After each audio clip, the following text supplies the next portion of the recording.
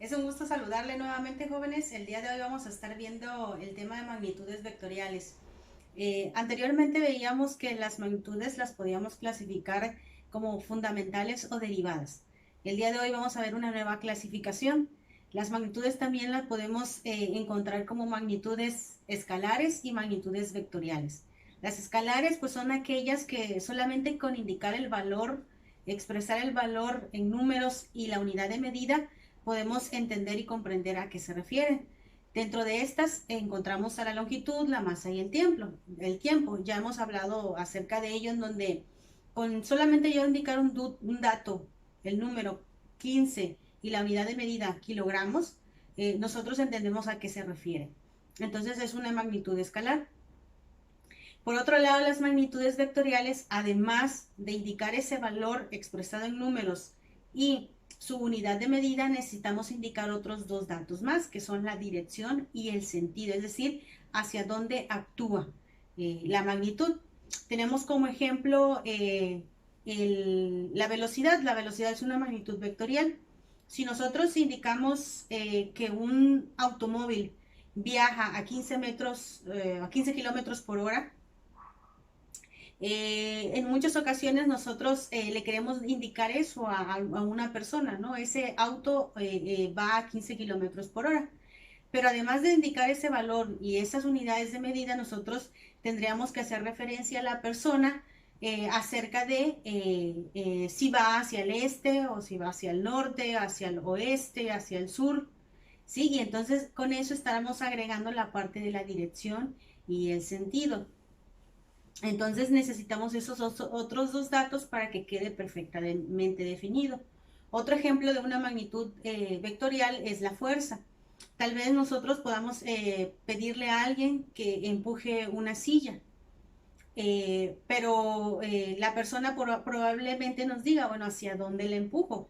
Hacia mi izquierda, hacia la derecha, hacia el frente o hacia atrás, ¿no? Entonces hay que darle una información mayor, además de indicarle de que tiene que empujar esa silla. Entonces, el empujar la silla, pues es aplicar una fuerza para que sea empujada, se mueva. Entonces, por eso también denominamos a las fuerzas como magnitudes vectoriales. Ok, entonces el día de hoy, pues les repito, nos vamos a centrar en ese tema, magnitudes vectoriales. Las magnitudes vectoriales eh, se representan gráficamente mediante algo que conocemos como vector. Un vector simplemente es un segmento de recta dirigido, es decir, una flecha. Una flecha, mediante yo una flecha,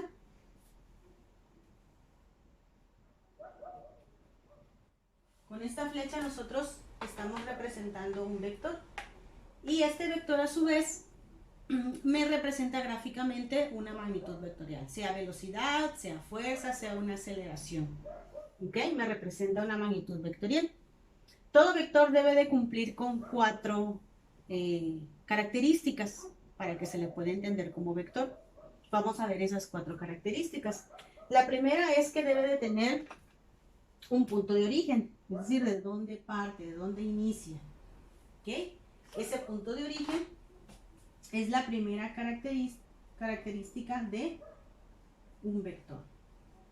¿Okay? Punto de origen o aplicación. Bien. Otra característica que tiene todo vector es su tamaño, es decir, su magnitud, su valor. Nosotros podemos indicar esto, pues simplemente con observar, bueno, ver qué tamaño tiene ese vector. Y eso es la magnitud. ¿Okay? Esa es la segunda característica. La tercera característica es que todo vector tiene una dirección. Esa dirección está representada mediante un ángulo. ¿Okay? Nosotros indicamos un ángulo y eso es la dirección. Ese ángulo se mide siempre con respecto a un eje horizontal.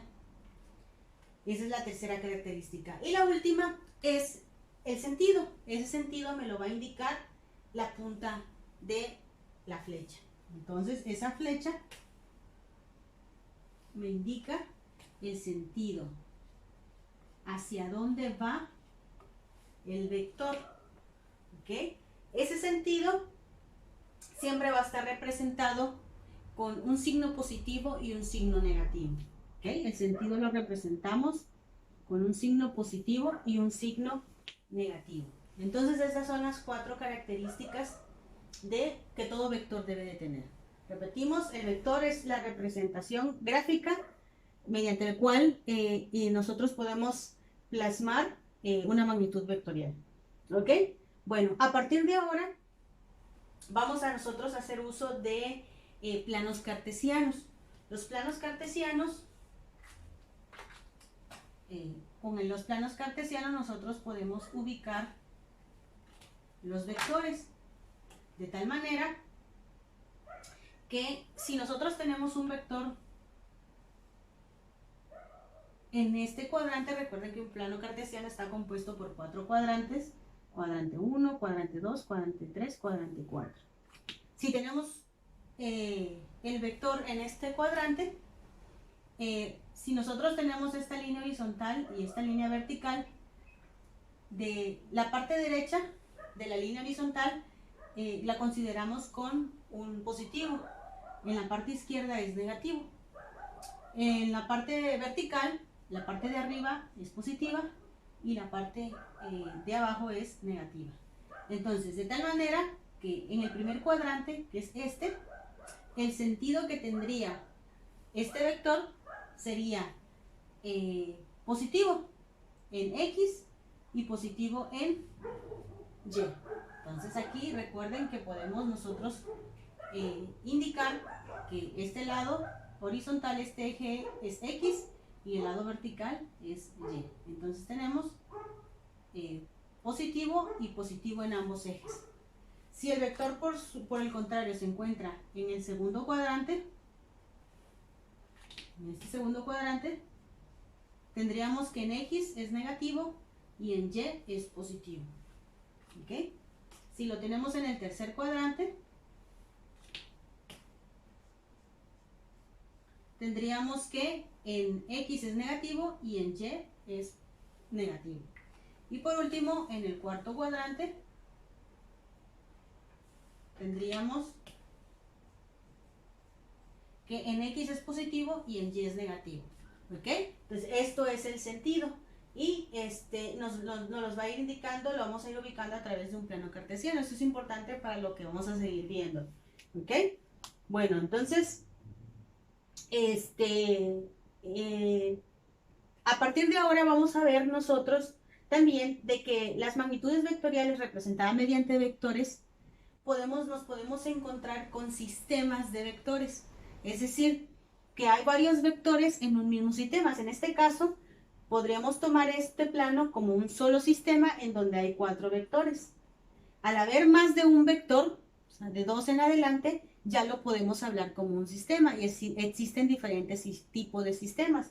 En este momento podemos nosotros decir que aquí estos 4 vectores los podemos denominar que son cumplen con las características de 2 sistemas de vectores. El primero son los vectores concurrentes. ¿Qué significa que son vectores concurrentes? Bueno, que todos los vectores tienen un mismo punto de origen o aplicación. Recordemos, es una de las características de todo vector. Entonces, estos 4 vectores se unen en un solo punto. Ese punto es el punto de origen o aplicación y es el mismo para los 4. Entonces, por lo tanto, todo este sistema de vectores se le llama concurrentes. También podemos considerar este sistema como un sistema de vectores coplanares. ¿Qué significa coplanares? Bueno, que los vectores están en un mismo plano. En este caso están en el plano XY. Están en un mismo plano. Todos los 4 cuadrantes forman un solo plano, que es el plano XY, y todos los vectores, aunque están en diferentes cuadrantes, están en el mismo plano. Entonces también se le puede denominar como un sistema de vectores coplanares. Existen los vectores no coplanares, vectores paralelos, sistema de vectores colineales, deslizantes, ¿ok? Eso ya lo van a poder ustedes encontrar en su libro, en las lecturas que realicen. ¿Ok? Entonces, esto es la parte introductoria de las magnitudes vectoriales. Lo último que vamos a ver para ya introducirnos a la parte de los ejercicios en este tema es lo siguiente. Al haber sistema de vectores, es decir, dos o más vectores en un solo sistema, nosotros podemos hacer sumatoria de vectores. Suma de vectores.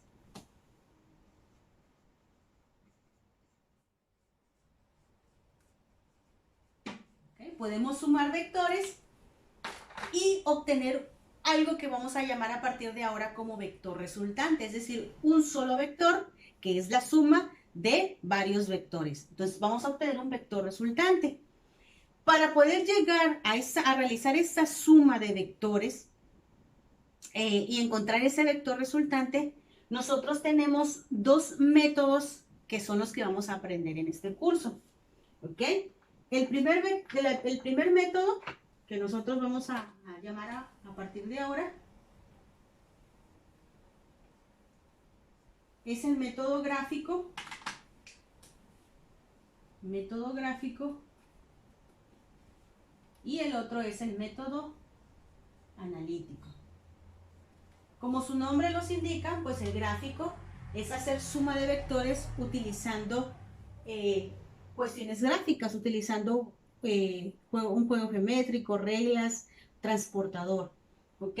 Para ver este tema es lo que les solicitamos al inicio del curso, que tuvieran ustedes un juego geométrico. Aquí lo vamos a aplicar. Entonces, el método gráfico es eso. Y el método analítico, pues es aplicando números, ¿no? Fórmulas, haciendo operaciones.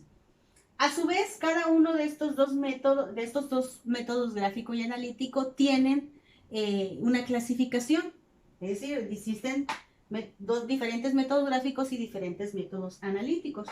Entonces, dentro de los métodos gráficos, nosotros vamos a encontrar que hay dos. Uno es el método del triángulo y otro es el método del paralelogramo.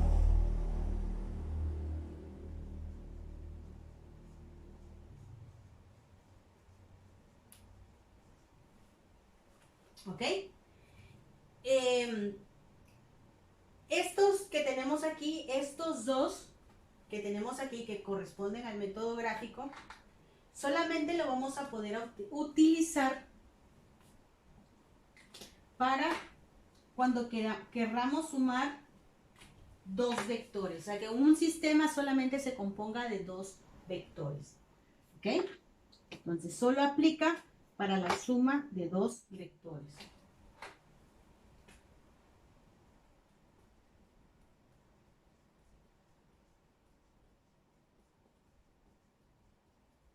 ¿Ok? Y tenemos un tercer método gráfico, que es el método del polígono.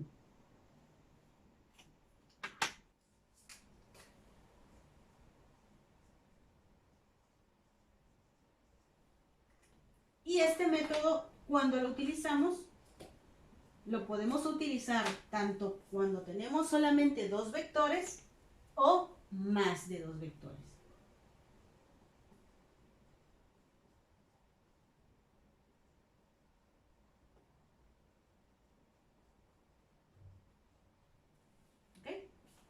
Entonces repetimos, dentro del método gráfico encontramos método del triángulo, método del paralelogramo, método del polígono. Los primeros dos solamente es cuando nuestro sistema está formado por dos vectores. Y el polígono pueden ser dos vectores, o tres, o cuatro, y más vectores, ¿no? ¿Ok? Entonces, nosotros en este tema vamos a ver estos dos, el paralelogramo y el polígono. Y tenemos el método analítico. El método analítico vamos a encontrar que tenemos dos formas de estos dos métodos dentro de este analítico. Y es el método del triángulo y el método de las componentes rectangulares.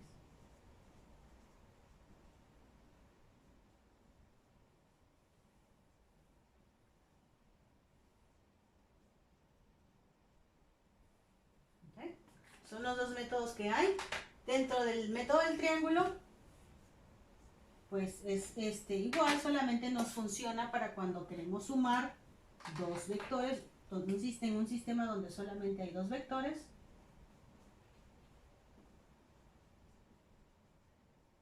Y el de las componentes es cuando tenemos 2, 3, 4 o infinitos números de vectores.